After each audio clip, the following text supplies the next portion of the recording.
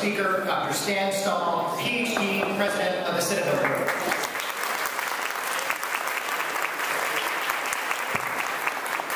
And a warm LA5 welcome to my fellow Rotarians and all of our guests today. Please stand for the invocation by past President Dave Echelon, Senior Partner of Echelon Financial. Please join me in prayer. Father God, we invoke thy blessing this day to illuminate the work of these fine people I stand with here. We are Rotarians. We believe in service as a vehicle for achieving world peace and understanding.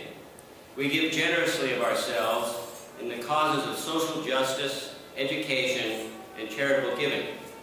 We ask your blessing on the food we are about to eat, on those in service to us this day, and the men and women defending our freedom all over the world. We ask your protection and care over the athletes competing in London. We root for them all and hope that their teams win. And most importantly, that they are all on your team. We know you are all-seeing and all-knowing, and there is clear indication of your presence in the field of technology, as your holy name is frequently invoked to pursue the demons when our machines malfunction. And let us all say, Amen.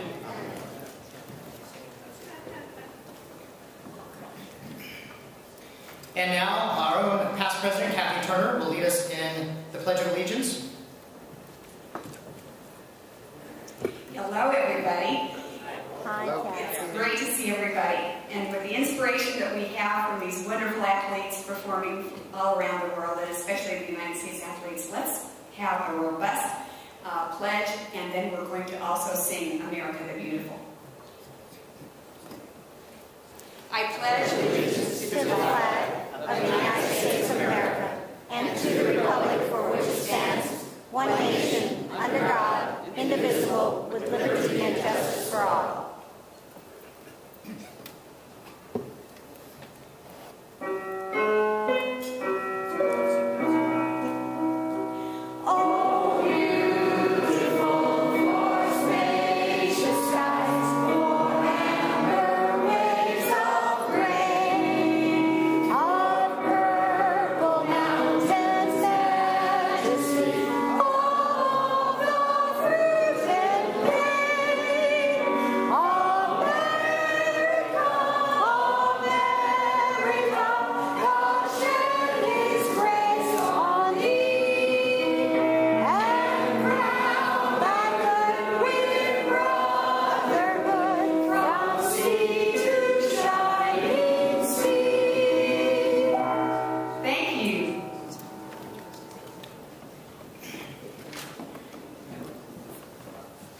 Please be seated. Now, please welcome our Club Secretary, Alan Bernstein, Director, Client Solutions, ACE Marketing and Communications, who will now introduce our head table and visiting Rotarians. Thank you, President Jay, and good afternoon, Rotarians. It is my privilege to introduce our head table guests today. Please stand as I call your name and remain standing. Please hold your applause until all are introduced. Our distinguished speaker today, Dr. Stahl, Ph.D., who was previously introduced, and his guest, Jim Goyer. Arthur Citadel, CEO, Flexicizer International and Vice Chair of Programs.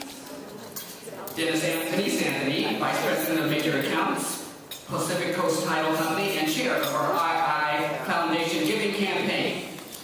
Ken Chung, Vice President, CIB Residential, President-elect, Frank Berman. Bruce Murdoch, Principal, Trapani Dickens and Associates, and Children's Court Committee Chair. Susan Griego, Director of Marketing and Development at Sacred Heart School and Gateway Committee Chair. Paul St. John, our Vice President and Program Chair. LA County District Attorney Steve Cooley and his guests. Please stand. LADA High-Tech Crimes Head Deputy DA Kathy Showers. LAD High-Tech Crimes Lieutenant Jimmy Garcia. And William Guy, Chairman of Cornerstone Group. Please give a LA5 warm welcome to our head table guests.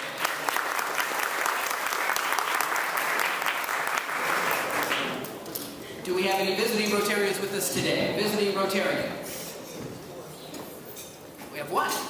We have a Sergeant of Arms. Ah, very good. Okay. Please introduce yourself. Yes, Dan, please tell us your name, the name of your club, and let us know if you have a flag to exchange. You know what? I don't have a flag to exchange. I'm only from Long Beach. I'm very proud to be here for about 12 years. And I'm introducing my dear friend Emma. We're looking for a positive Rotary club for my friend Emma here. So keep doing the good work you're doing, and I'll see you guys again soon. Thank you. Very good. Thank you. Would all guests and their hosts please stand at this time?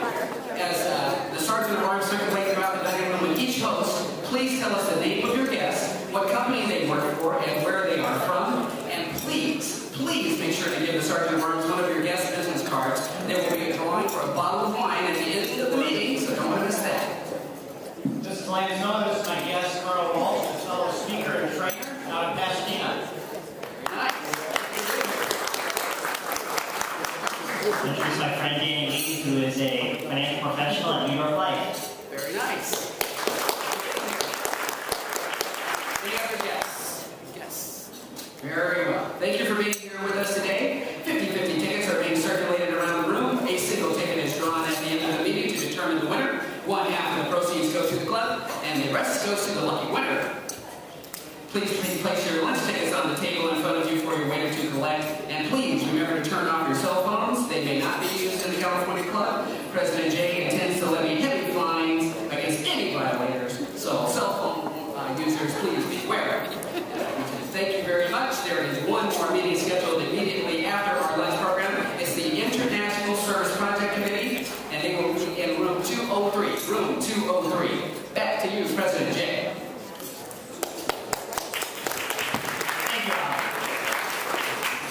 And thank you all for your kind words, thoughts, and prayers during this last week as my family dealt with the sudden tragedy of the loss of my parents' house and childhood home in Houston, Texas. We can certainly feel the prayers and many miracles and blessings are evident. I have not yet chosen a recipient for my Presidential Major Projects Fund. However, this year the theme will be to serve those veterans who have served our country and now need our help.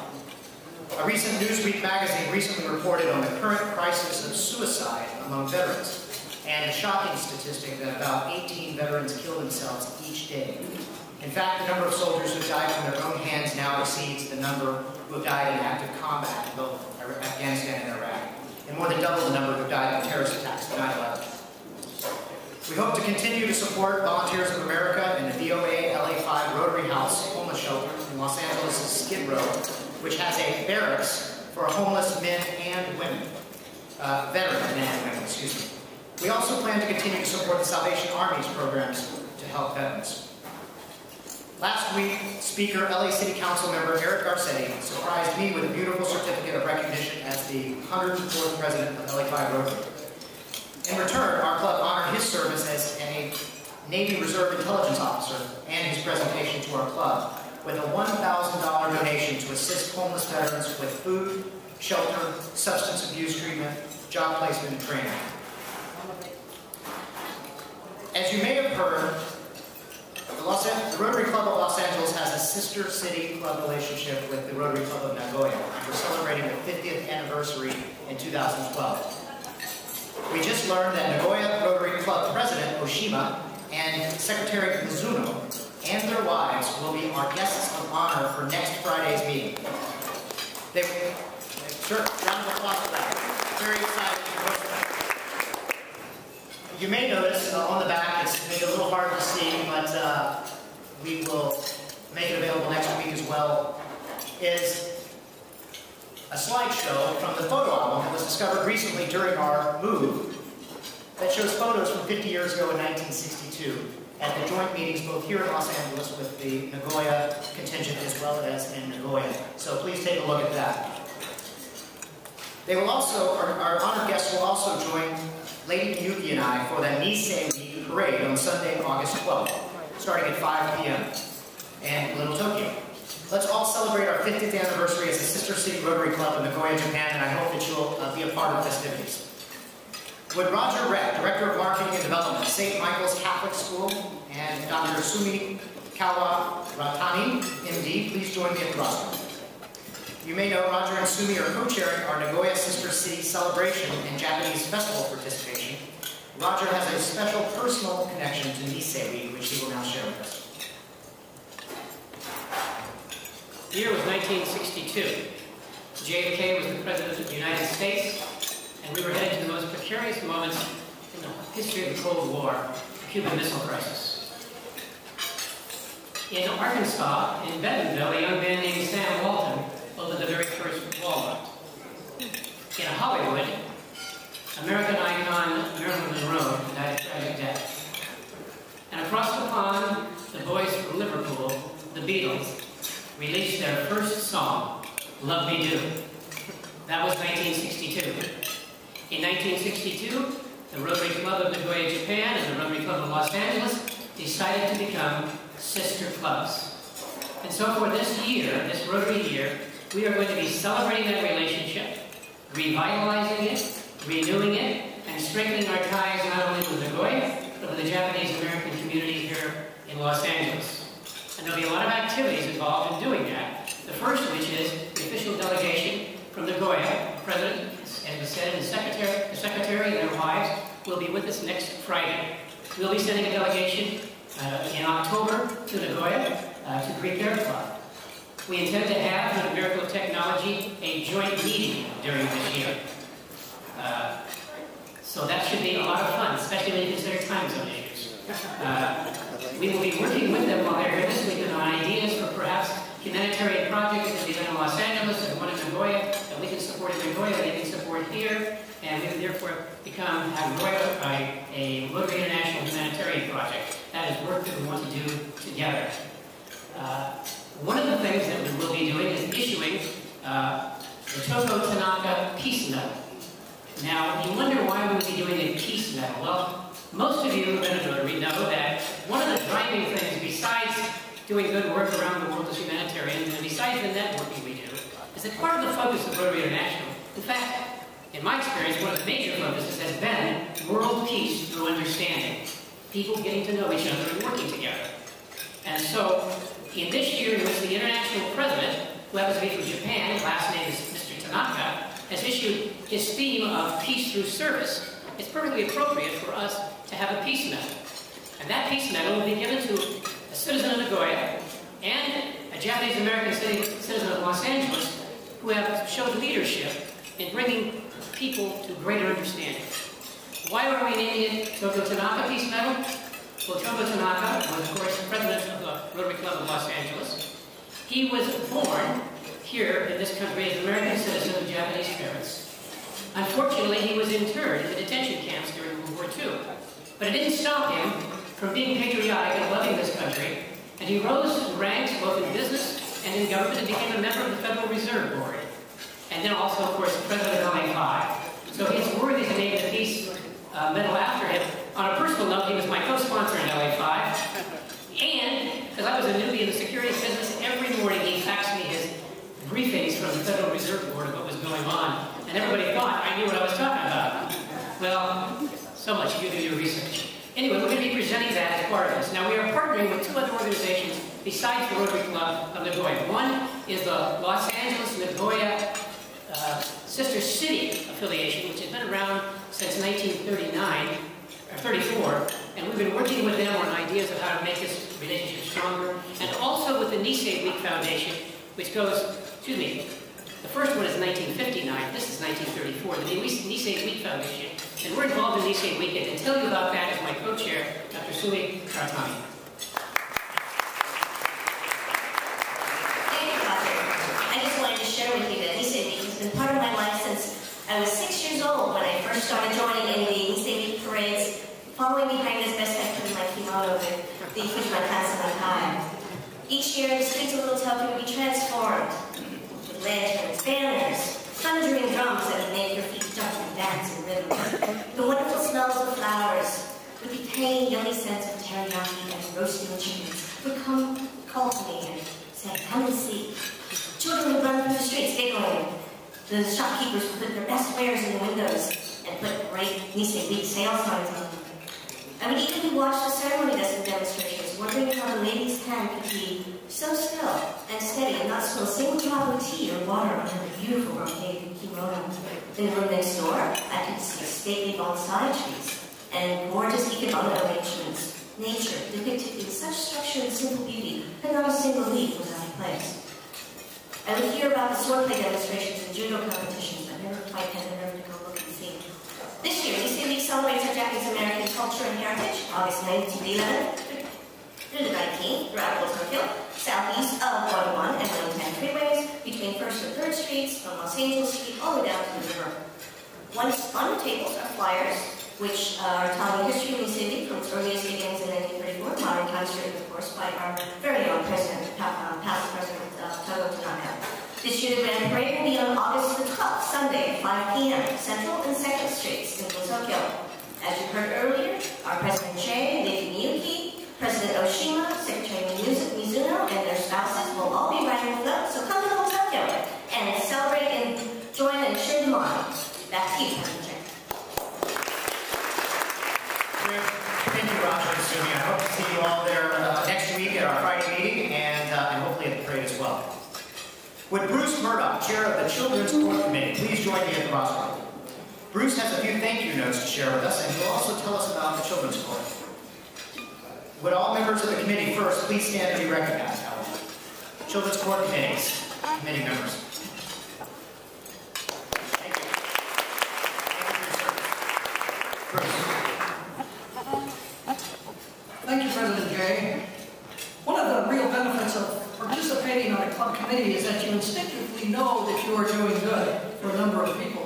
But it's not until you receive an unexpected affirmation that you realize that the work that you do and the money that you generously give does in fact touch many people's lives.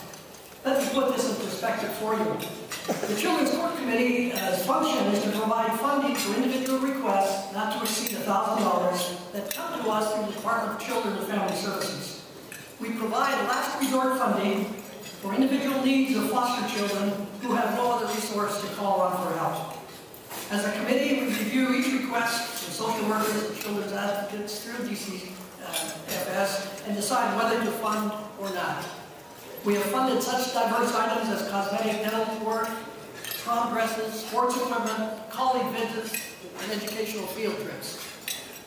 The money to fund this committee came from the generosity of a former member of the club, Robert Gunzell, whose sizable gift upon his death made it possible for the club foundation to be able to provide our committee with anywhere from $16,000 to $20,000 each year to fund these requests. In addition, for the second year, we were a significant partner with the ABC Channel 7 television station and the DCFS in their annual Spark of Love toy drive. Through the support of past President Megan, we were able to leverage our $5,000 investment into $17,000 worth of toys that were purchased through Mattel. Last year, many needy children had a wonderful Christmas. Through our involvement, we were able to get much welcomed television exposure and public awareness for LA5. But back to the affirmation. In May of this year, we received a request from a social worker from DCFS asking if we would provide funding for 5-year-old Ryan. As a part of every request that we received, we were given a narrative of the situation, and invariably, that narrative is filled with tragic circumstances. This request was no different. Ryan's mother had committed suicide, and the father was left to support him. But the father decided that that was not his role in life, to support his young son. So on 2 different occasions, attempted to drown the son. The father is now incarcerated, and little Ryan became a ward of the court. But fortunately, a maternal grandmother stepped up and is providing much support as she can, even though there are other siblings involved, including a teenage sister of Ryan's who has a little baby of her own. The good news is that Ryan got to go to camp. And last week, the committee received a thank you note from both Ryan and the grandmother. For those of you who pay attention to the Yellow Dale, those letters were so noted in the Yellow Dale, but let me just read them quickly. This is from 5-year-old Ryan. Dear Rotary Club, Thank you for YMCA. I am so happy, and you are so nice. From Ryan. From the grandmother, our family has faced a very challenging year. Ryan is still recovering from the day camp. And Ryan is still recovering. The day camp has provided him with a healthy, nourishing environment and friends. Without you, he would not have this. I have supported Rotary in the past, never expecting to be on the receiving end. But life had other plans. My gratitude cannot be adequately put into a note. Just know that our hearts are full. I don't think any more has been said. Thank you.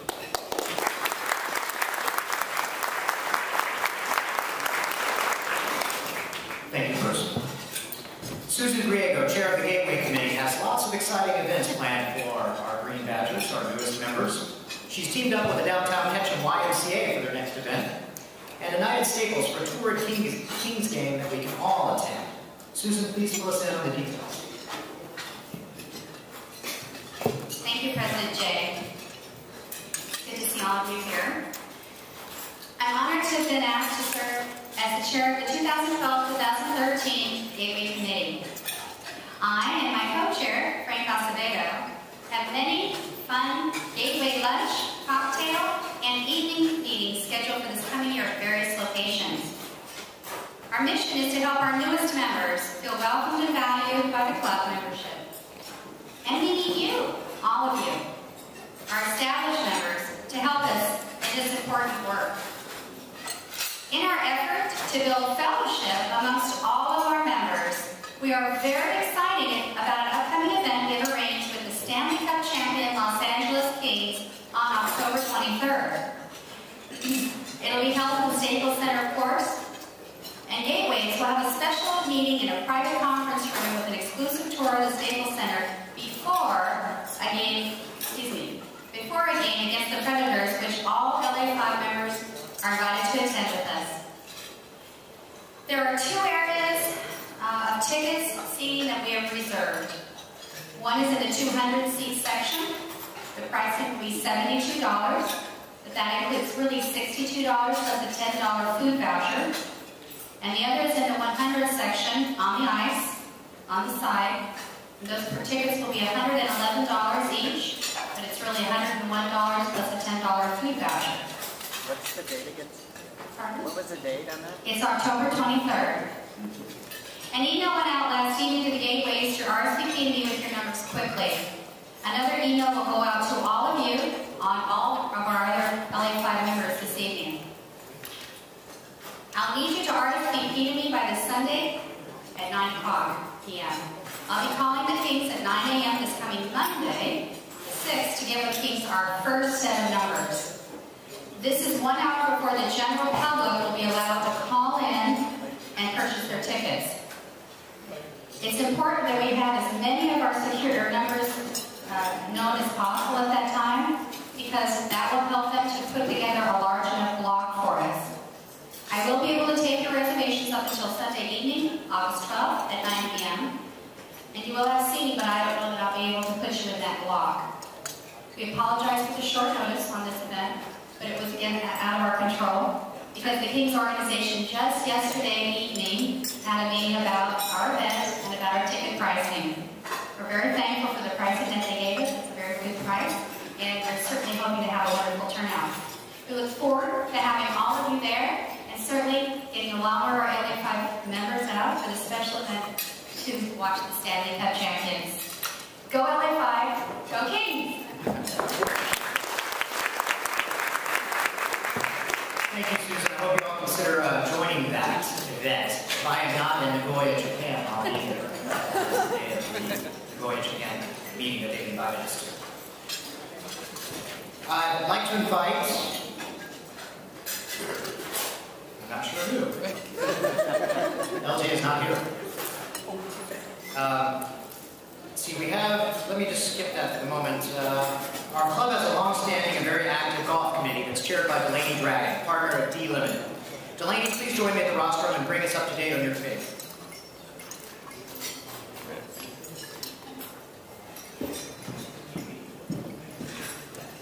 Golfers in the room? How many golfers in the room? Only 3? Okay, there's a couple of those extra. Great. Jay's a golfer, and he's going to be joining us at our next event, which is a week from Monday. Our annual competition with SF2, San Francisco Club. Been place for many decades. I don't even know how long, as long as anybody can remember. So it'll be a lot of fun. A week from Monday.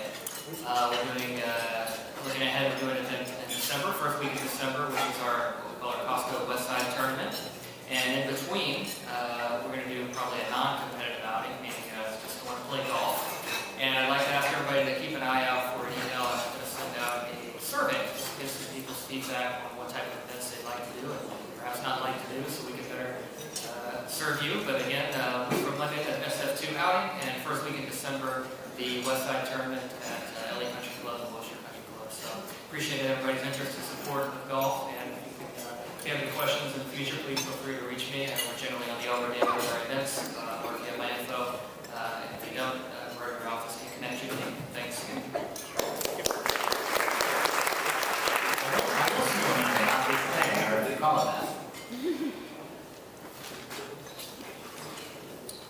LJ was going to speak about a membership social mixer the week of the 21st. We'll have details to you shortly.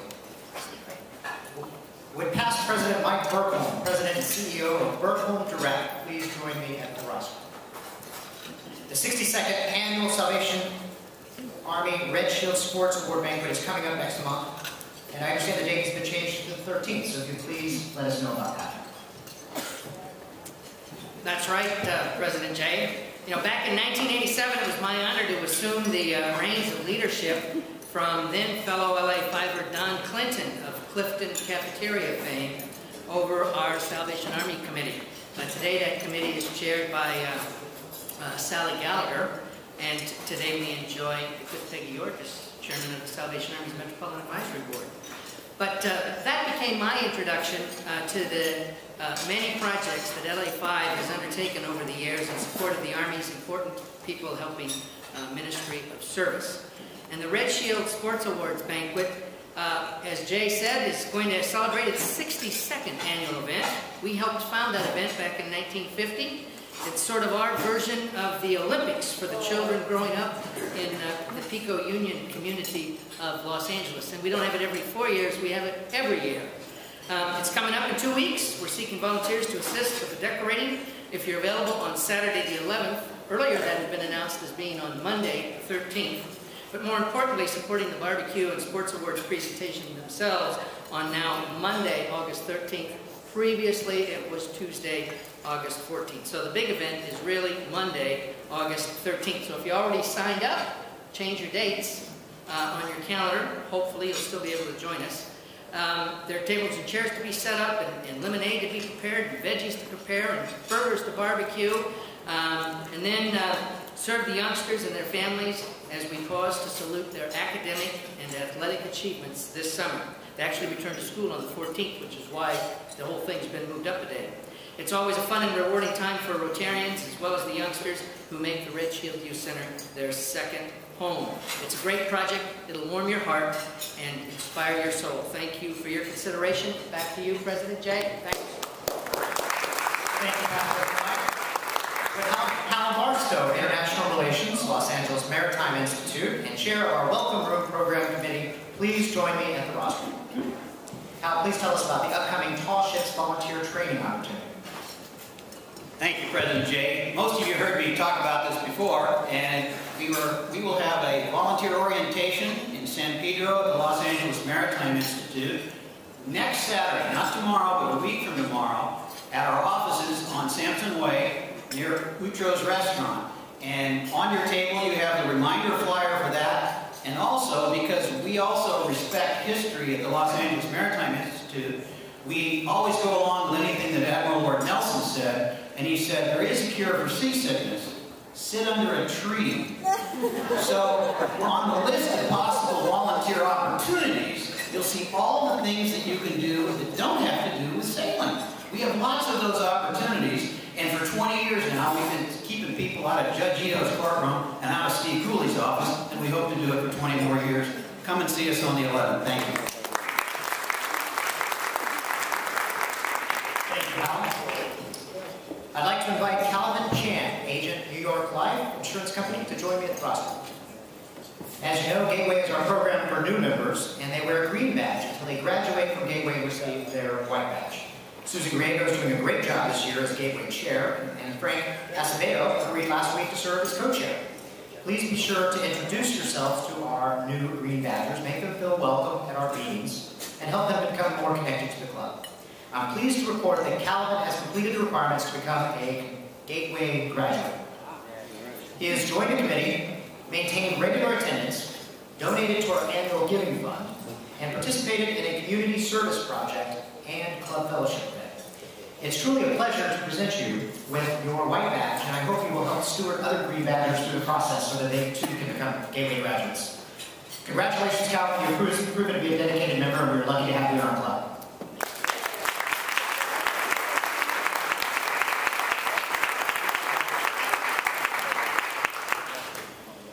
Would Denise Anthony, Vice President of Development, Pacific Title Company, please join me at the rostrum. Thank you for your efforts to secure our speaker today. Before I ask you to introduce us to Stan, I would also like to thank and recognize Arthur Cassell, our Vice Chair of Programs, who worked with Stan last year to identify a date for him to speak to our club, and our calendars could not come up with a match. So Denise, please take a couple of minutes to introduce us to Stan. Thank you, President Jay. Good afternoon, everyone. It's my pleasure to introduce Dr. Stan Stahl, and he is a guy that I've known through other groups for the last 5-6 years, and I've always been impressed by him and what he does for the security business. He's a pioneer in the security business, and he knows what he's doing. He, in the past, he secured teleconferencing in the White House. He's secured teleconferencing at also the Mount Cheyenne, where all our nuclear arsenals are. And security is very important there, of course, for us. And he's also been a mathematics professor. You got your Ph.D. was it in Michigan? University of Michigan? And he taught there for a while. So, he's recently been appointed to their board of the Information Technology Program at the Rotary School of USC. So that should make people of the USC continue happy here. So now today he's president of Citadel Information Group, and he provides information on security management services, risk services, and it's not just for businesses, but it's also for the nonprofits. And listen up, nonprofits, you need to have secure information on your databases, and Stan does a good job for that. I've seen that in action, actually. And for the last 4 years, Stan has been the president, and continues to be the president, of what they call ISSA Los Angeles. And that is the Information System Security Association. And he started and got out an outreach program designed to stimulate the idea that you have to know what you're doing with Los Angeles business people and technical IT people. And Stan, he really is a knowledgeable and articulate speaker. He really is good with telling you all about IT, goes right over my head, but he makes me think that I understand him. So that's great, because that's what makes a good speaker when he talks to us real-world non-business people of that sort. And Stan, may I come up and you tell your stories of hacking into banks with their permission. And even though they said that they could always have the tightest security firewall, he still can get in, so be careful.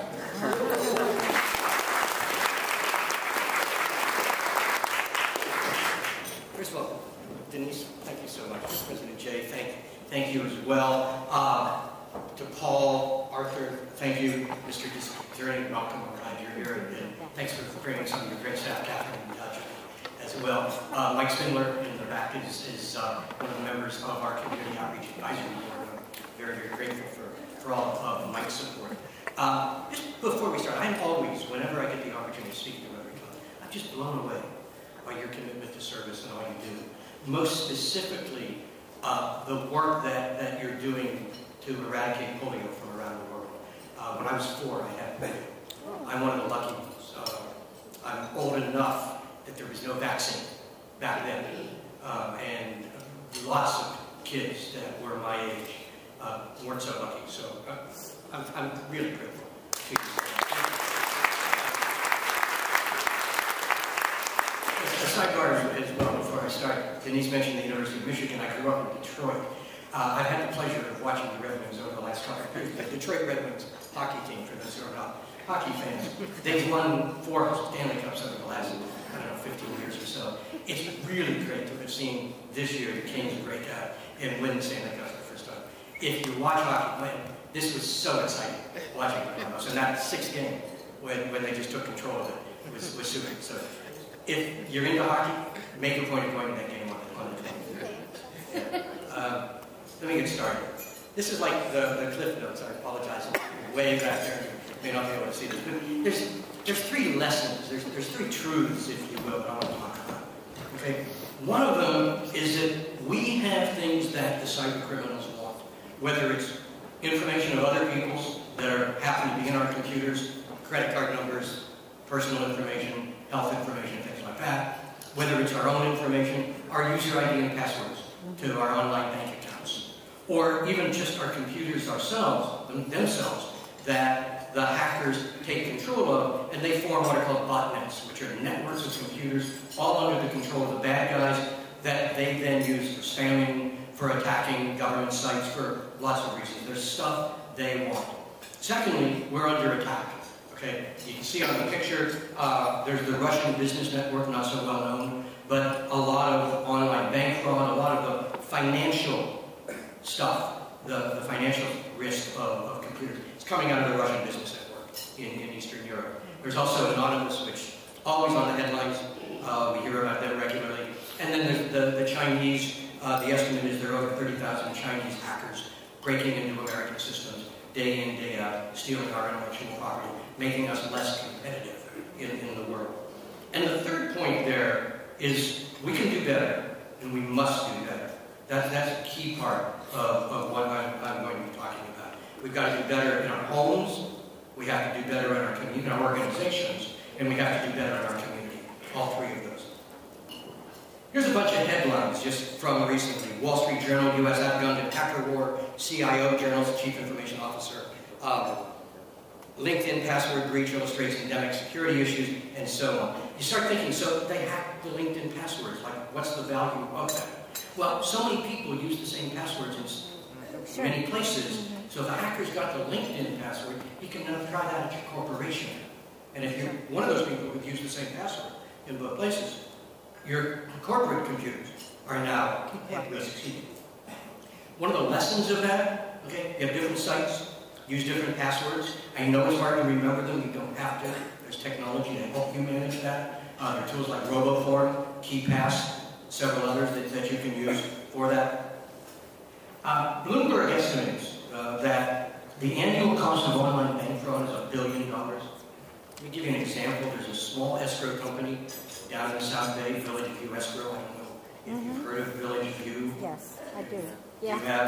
You have a couple of you. One day, Village View, 2 people in the office, they both get an email. Both have an attachment to it. The email is, the UPS package we're trying to send you didn't get to you. Please click on open the attachment for more information. They both do. Opening that attachment, downloaded a program called Zeus. Zeus is a version of a Trojan horse specifically designed to steal online bank credentials. Wow. It did. A week later, using those credentials on both those machines, a cyber criminal went to Village View Escrow's bank online, took $400,000 out. The next morning, Michelle, the owner of Village View, discovers the money gone. She calls the bank. Whoa, we got a problem. $400,000 is not chicken feed. We have a problem. The bank says, we're sorry, it's your problem. The way the bank regulations are, it is in fact, in part, Village View's problem. Lawsuit ensued. The only winner in that lawsuit was the guys in Eastern Europe who pocketed the $400,000. We've seen a company, Patco Construction in Maine, $588,000 stolen. Also a lawsuit with the bank that's now gone to appeals, come back for a trial or a settlement. Company Experimental, Michigan, $560,000. A dental practice in Missouri, $200,000. A nonprofit in Nebraska, $217,000. The city of the town of Elliott in Maine, $28,000. There are statistics that cybercrime is now bigger than the drug trade. That's how big it is. I say that with one hand. On the other hand, take any statistics I or anybody else tells you. Take them with a grain of salt. We don't yet have good statistics. That's one of the challenges. challenges we face. What we do have, just last week, this is Brian Krebs' blog. He's one of the top bloggers in cybersecurity in the world. The European Union said to banks in the European Union, assume in all online bank transactions, assume the bank is infected. That you're not really talking about assume the bank, assume the PC is infected. Assume you're not talking to your legitimate customer. Assume you're talking to a cyber criminal in Eastern Europe or elsewhere trying to steal money. We got to raise the bar on what we're all doing to stay secure. Very specifically, I'll talk more about solutions later, but here's 3 things everybody can do just to take care of the online bank problem. 1, set up positive pay or whatever your bank happens to call it, or if you're a banker, make sure you've got that available to your customers. Use a separate standalone computer for online banking. Don't connect it to the internet, don't use it for email, don't let it get infected. Separate standalone computer. And work with your bank to get an out-of-band callback. There's a transaction that comes in, move $200,000 from here to there, have your bank call you out of band to reflect that. There's also insurance that's available if you lose money. We've been involved, our company's been involved in 2 lawsuits involving this stuff. One of them, the customer had insurance that made it so much easier to afford the lawsuit. They're expensive. They won their lawsuit, but it took a lot of money. We're involved in another one right now on this. You changed the subject to financial fraud and identity theft. That's up 19% in 2011. How many of you have received notices from various places, Marriott, UCLA, all kinds of places? We're sorry to inform you that hackers have broken into our systems and stolen your credit card information. That's very expensive. Breach disclosures are at record highs. Wyndham Hotel has had 3 of them in the last 2 years. 600,000 credit card numbers got stolen. The Federal Trade Commission sued Wyndham for inadequate security. There's a real failure here in management. Management's got to do a better job. There's also an opportunity for lawyers, because one of the real challenges with Wyndham, who carries the responsibility? The franchise, or the franchisee, or the franchisor? You know, that's a legal question, and that's still going to have to be worked out. You look at all these others. I mean, PlayStation, Sony is well known. TJ Maxx from a couple of years ago, 34 million. 94 million credit cards. Heartland Payment System lost 130 million. You know, 130 million credit cards. I mean, one of the other lessons here is every time you get your credit card statement, check it. Make sure there are not fraudulent activities on it. I know people that never bother to reconcile their accounts. Maybe that was okay 10 years ago, not anymore. Okay? So be careful on that. From the business's perspective, the average cost of a data breach is $194 right now. The average cost of a data breach is $5.5 million. California's raised the ante on that. In the California law, section Civil Code 5636 went into effect January 1st. If a California resident has medical information stolen, breached in a security breach, the customer can assume nominal damages of $1,000 for that, which means if you've got 1,000 records, medical records in your system, you're looking at an exposure of $1 million. Another question, another opportunity, if you're here and you're in the insurance industry, talk to your customers about that. Their risk is high. We're also seeing a lot of state-sponsored intellectual property theft. I call it death by 1,000 cuts. Because they steal a little bit here, a little bit there, a little bit there. Net, our competitive position weakens. I mean, everybody talks about this election being a presidential election, that's going to be about jobs. Well, if we're losing our competitive position because Chinese or others are stealing our intellectual property, that's a serious matter. Notice the Chamber of Commerce is on there as well. I'll say more about that later. And then we've seen a lot of state-sponsored terrorism, cyber attacks, Stuxnet, things like that. Part of the meaning of this is that those tools, which used to be before Stuxnet, only known to the particular governments who built Stuxnet, those tools are now out there for every cyber criminal who wants to use them, to get to them. Interpol calls cybercrime the world's most dangerous criminal threat. And right now, the enemies are winning. Cost of entry is tiny, and even getting smaller. Cyber criminals can now, instead of having to buy malware like Zeus and others, they can now lease them. I mean, this is capitalism at its finest. But the cyber criminals are doing it. the likelihood of being caught, and this has nothing to do with the quality of our police, the district attorney's office has to do with the fact that these are people in other countries that are hard to get to. The likelihood of being caught is low, and the opportunities to make money and cause harm are just absolutely enormous. Okay, we've got to change our thinking. We can go back 2,000 years to get insight on how to do that. This is The Art of War by Sun Tzu. It's said that if you know your enemies and know yourself, you'll not be in peril in 100 battles. If you do know your enemies, but you don't know yourself, you'll win one and you'll lose one. And if you know neither your enemies nor yourself, you're going to lose in every battle. And we, all of us, need to do a better job in understanding the enemy and in understanding ourselves. Let me give you an illustration of how simple it is to break in. This happens to be the door to the swimming pool at the Four Seasons Hotel in Aviara, California. My wife and I had the pleasure of staying there a couple of years ago. Our room was just above this, and I was out having coffee one morning, watching people go into the swimming pool, and they walk up, and they put their card in, turn the handle, and walk in, and somebody else would put the card in and the key, turn the handle, walk in. Young girl, 12 years old, walks up, sticks her hand between the bars, reaches up behind the bars, and opens up the door and walks in. That's security. That's how the cyber criminals do it.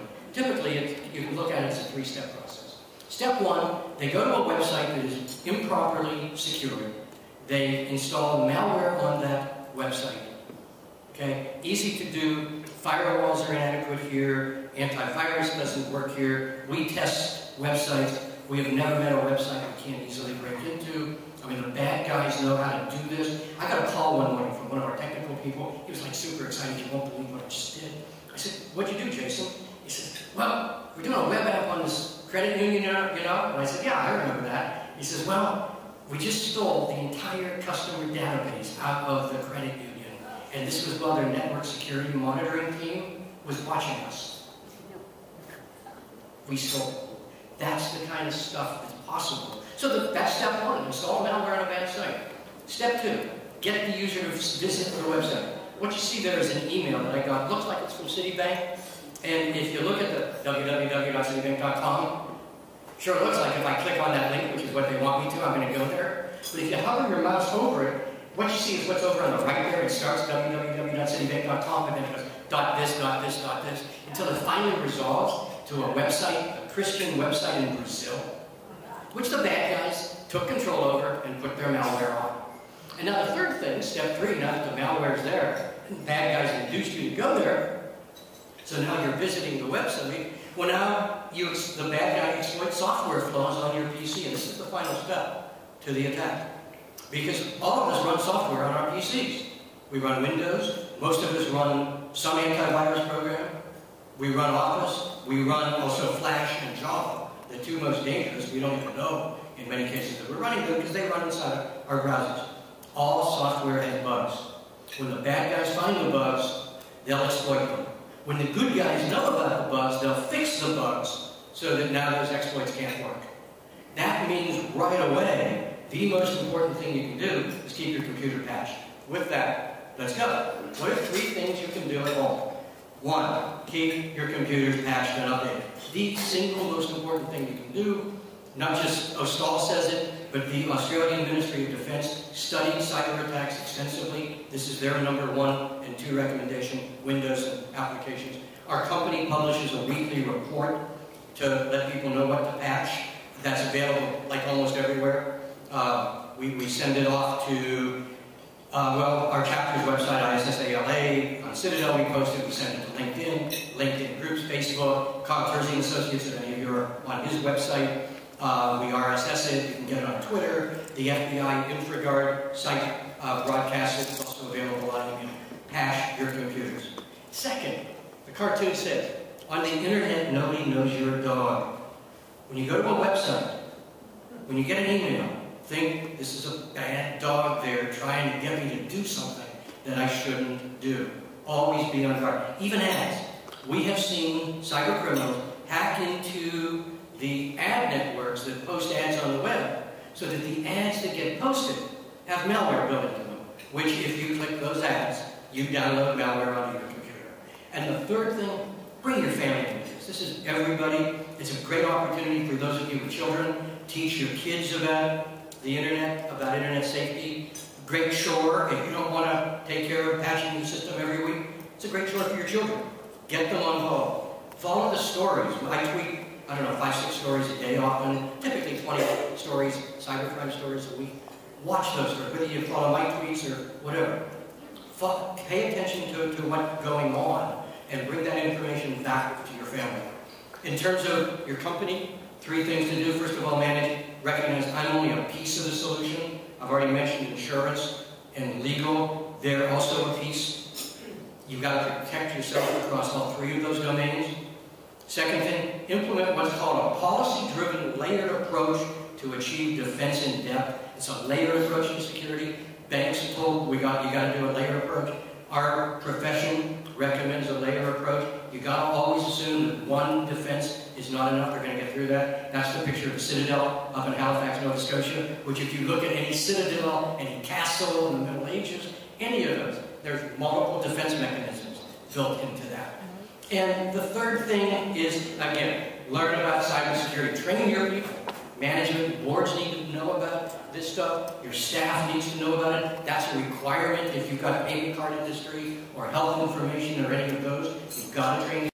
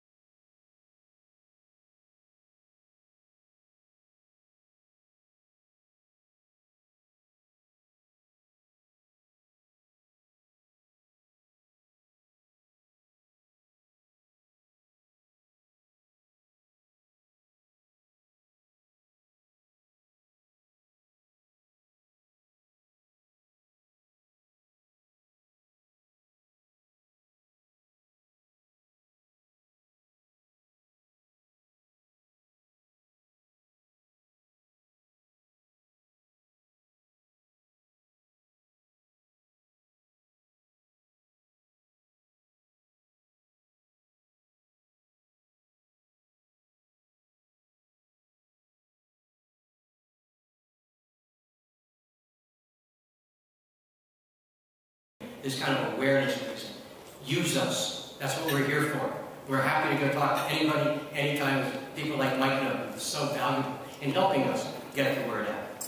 And at the village level, join the team. We need you to be part of the solution, okay? Change your own behavior.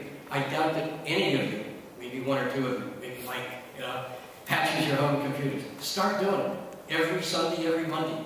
Make that part of what you do. Protect your home computer. Be security mindful. That Stop, Think, Connect, the Department of Homeland Security has. Get that into your families. Get that into your business. Be a leader with us in cybersecurity. Be an educational bridge to us. We have our monthly meetings, which tend to be very technical. Invite your IT people to attend our meetings. We have meetings like this, talks like this that we give. Please invite me to speak there. I'm very, very, very happy to do that. And finally, our nonprofits are in great need of help. They don't have much money. A lot of the things I'm talking about don't take much money. Leadership is not expensive. Some of the stuff you might want to buy can get expensive, but leadership is easy. Be a leader. If you're on a board, make sure that your not-for-profit is doing some of these things. And let me finally finish this up, almost finish it up with 3 things we need from Washington. Yesterday, the Senate failed to pass the cybersecurity bill, the Senate side of it. On one side, that's too bad. We need a bill. The other side, that bill was flawed. It was flawed because it did not mandate enough requirements. I'm not talking regulation here. We've got the Chamber of Commerce is very opposed to to requiring regulations around it. I understand that. The Chamber's been breached. They understand the seriousness of this. At the same time, it's not a question of do we need regulations or not. It's a matter of let's get creative people in the room and think through these problems and find a creative solution. Not the kinds of things we're now seeing in Washington, where we've got 2 parties whose heels are dug in and they're not interested, frankly, I don't think in creative solutions. They're interested in their own positions. We've got to change that. We need mandatory minimum standards. We need information sharing so that we can see what's going on in advance.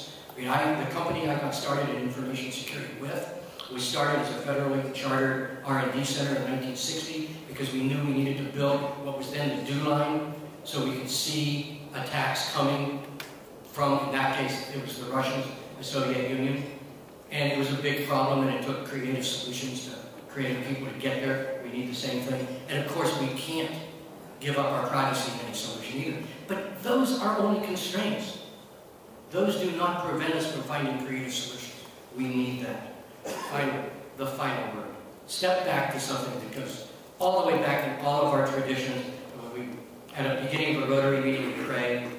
All of that goes back to the fundamental in the Bible, fundamental in Buddhism, fundamental in Taoism in the East, is this whole concept of the golden rule. And if you think about it from a security perspective, we've got to protect our neighbors' information every bit as much as we would want our neighbors to protect ours. Bottom line, that's all I'm talking about. I want to thank you all. I've got time for hopefully a couple of questions. And thank you so much.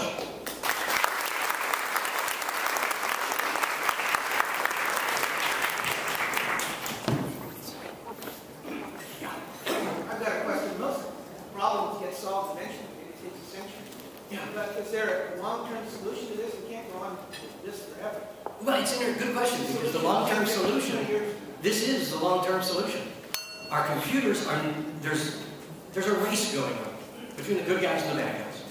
Right now the bad guys are winning because they've got the technology upper hand. The ultimate truth, going back to my own days as a software engineer, is that we are never going to solve this problem technically. We have to solve this problem with leadership. That's the long-term solution. We have all got. How many of you lock your doors at night? Right. I grew up in a small town in western Pennsylvania until we moved to Detroit. We didn't bother to lock our doors. I'm 12 years old. We moved to Detroit. We start locking our doors. We live in dangerous times. Our computers are at risk. We have got to lock our doors. That's the long-term answer. Got one over here. Yeah. Doctor, thank you very much for your presentation. I'm a little confused. If I leave my credit card on a chair here, and tomorrow I realize that I've left it here, I call my credit card company up, they put a whole stop on it or what have you, I'm not responsible for anything that anybody does with that credit card. But if somebody hacks into my bank account, did I understand you that I would be responsible? It depends who the I is in this case. Individuals, whether it's credit card or bank accounts, are not responsible for losses, so long as they notify the bank at an appropriate time and do those kinds of things. Commercial account holders, the rules are different. For commercial account holders, if your computers get attacked, your online bank credentials are stolen. Those online bank credentials are used to take money out of your account. The bank is not responsible for those losses unless you can establish that the bank's security procedures in accepting the transaction were not commercially reasonable. It's an open question exactly what commercial reasonableness means.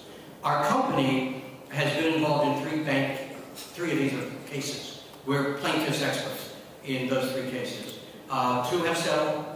One is still we just finished discovery.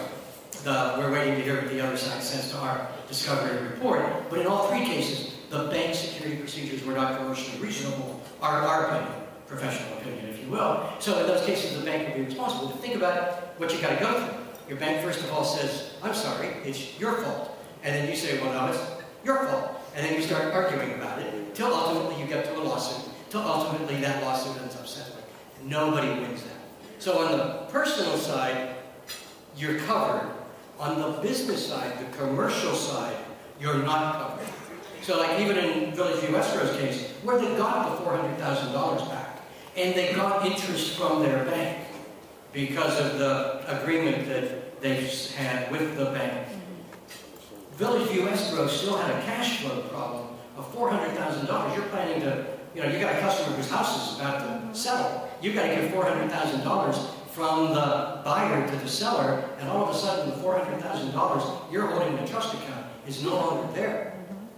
What do? She had to take out a personal loan. Fortunately, she was able to get a personal loan. What if she'd not been able to? So that's the difference. Yeah. Two quick questions. One is, do you find that Apple computers have the same challenges as PCs? And then the second, you have a three-step process that we should all know when we get home. Could you go through those a little bit slower and a little more detail? Sure. Okay. So first, Macs or PCs. It used to be mythology that Macs were kind of immune, in part because there were fewer of them.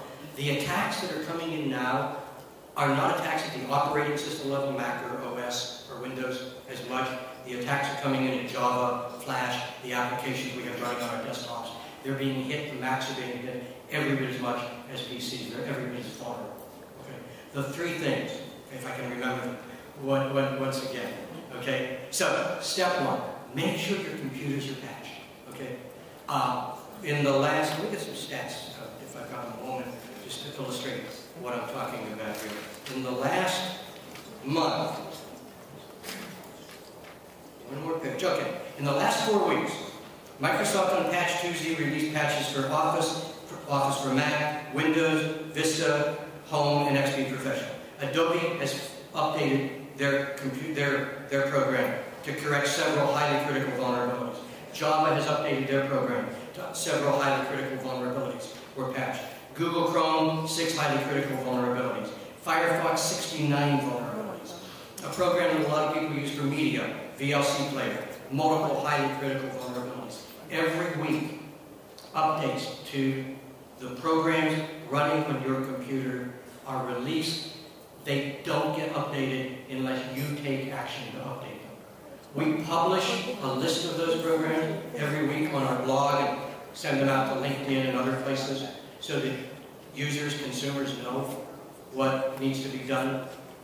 Take advantage of that. Keep your computers patched. That's number one. Number two. The update is the patch. The update is the patch. Yeah. Number two, beware. I mean, I could spend an hour talking about social engineering and how the bad guys get in. I mean, in some ways it's easy. It's truly easy to do. And you need to be very, very sensitive. And that in part leads to step three. You need to educate yourself on this subject. Because the bad guys keep changing their ways of getting in. They keep getting smarter. There's risks every day that are out there that new threats that come to public attention that are written about. You need to stay on top of this because, again, it goes back to your what's the long-term solution. We've all got to get smarter about this. And then rule 3 is don't keep it as an individual thing, but this is something for the whole family. Frankly, I think it's one of those ways that families can connect up better. This is good discussion for dinner time conversation. Because your kids are out there doing stuff. You don't know what they're doing on the internet. They're downloading movies that they shouldn't, breaking copyright rules. And when they're doing that, they're putting your network at risk. Because that's one of the ways bad guys get in. So part of this, I mean, this is family stuff. You know, take this as an opportunity to bond with your kids by having these kinds of discussions. It's a lot easier than talking about sex. One quick one. Okay. Yeah, thank you very much. One of the things you didn't really touch on was the advent in the last 5 years of the predominance, I would say, of wireless technology, and how much more does that put us at risk? Yeah. Wireless. Again, it's one of those things that there's a lot you can do. Your home wireless, first of all, it does put you at risk. Your home wireless, you need to configure it correctly. There's stuff on our company's website on how to do that, the specifics. Most importantly, when you go into a Starbucks or you're at the airport or at a Marriott or any other hotel that offers free Wi-Fi, you gotta be careful. There's a program called Firesheet, not to be confused with Firefox. You can download it and run it, and you can go sit in Starbucks, and everybody who's using Wi-Fi insecurely, you can see everything they're doing, running Firesheet. Okay. It is dangerous. Protect yourself against it. Part of that protection is be sensitive. Jump on Wi-Fi, download your email, jump off Wi-Fi as a single, one little thing you can do. You know, lots of ways, but you've got to, you're right, pay attention to Wi-Fi as well. It's very serious.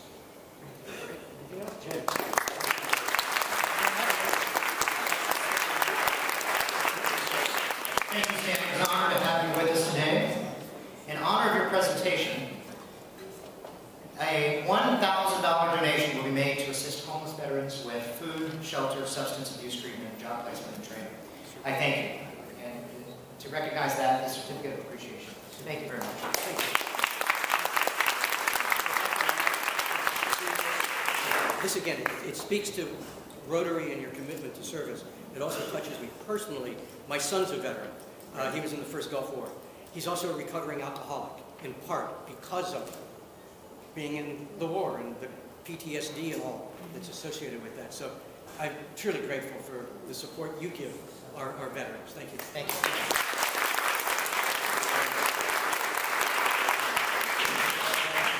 Our Vice President and Program Chair, Paul St. John, will now tell us about upcoming programs. Thank you, President Jay. We have on September 7th, we have David Siegel, Consul General of Israel speaking, and it's not going to be a Consul General Day, it's just going to be on that subject, and it will not be announced in on our website for security reasons. So you'll only hear it from the podium and also from our email blast. We also, I should have said before that, September 5th, Luke Robotov from the LA Kings will be here speaking, and I hope he might be able to bring the Stanley Cup, but no promises on this cup, but he will be here. We have Andre Barreau from the U.S. Attorney's Office, the Central area or region, Central District. California Central District, by the way, is Los Angeles. I didn't know that until I did a little reading. Seven counties.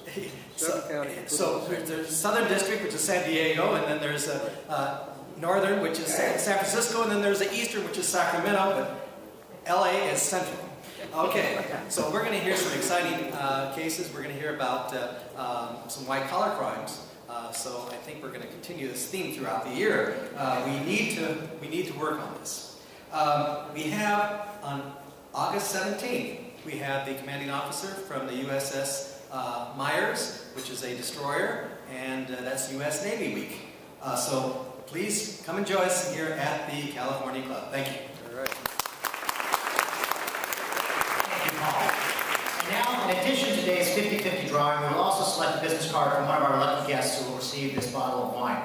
Ben Turner, President and CEO of Forensic Investigation and Technical Services, will tell us how much the lucky winner will receive today from our 50-50 drawing, and draw the winning, the amount is $117. $117, and the winner must appear here. Okay. That's our guest. That's draw the ticket.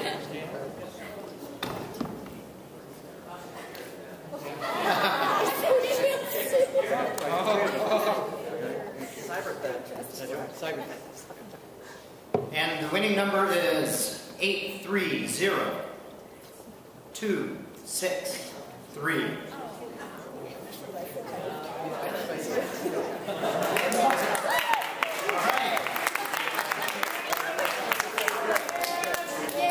Prayer does work. And we'll also now have a drawing for the bottle of wine.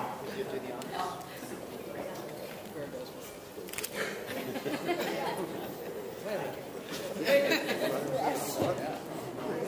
believe that is Carl Walsh.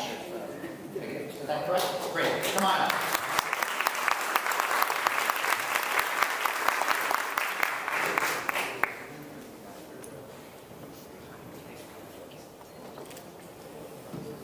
Thank you, Ben, and congratulations to our winners. Also, thank you to Dr. Stan Stahl for being our distinguished speaker. Welcome to our newest white badge member, Calvin Chan. Thank you to Kathleen Kavanaugh and Megan Cooper for being our Welcome Room co-sponsors today, hosting our wine and sparkling water for today's hosted guests. Thank you to Tony Medling for taking today's pictures. Thank you to all our guests for joining us today. In closing, I mentioned before the photo album that we uncovered about our 50-year relationship with Nagoya, Japan. I'll hold that up again. At the back of that, I'm going to end with a letter from our own Paul Netzel, written in 1992, that was included in the photo album. And it's to the President of the Rotary Club of Nagoya, Japan, our sister club. Dear Mr. President, on behalf of the Rotary Club of Los Angeles, I send special greetings to the Rotary Club of Nagoya, our sister club in the wide world of Rotary International.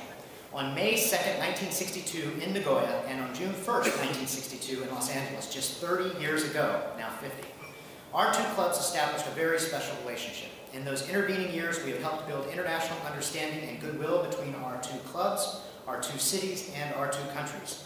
Today, we come to you eager to continue the growth in that friendship. We are confident that in the years which lie ahead, Los Angeles and Nagoya will draw ever closer in wisdom and mutual understanding. Much has been done to foster respect and admiration for our peoples and cultures, and much remains to be accomplished. Let Nagoya and Los Angeles continue to join hands and show the world what building international understanding and goodwill can do to make a large and sometimes cold world a good home in which to live. Sincerely, Paul Netzel. So please join us next Friday as we host the President and Secretary and their wives from Nagoya, Japan, at a special presentation. This meeting is adjourned.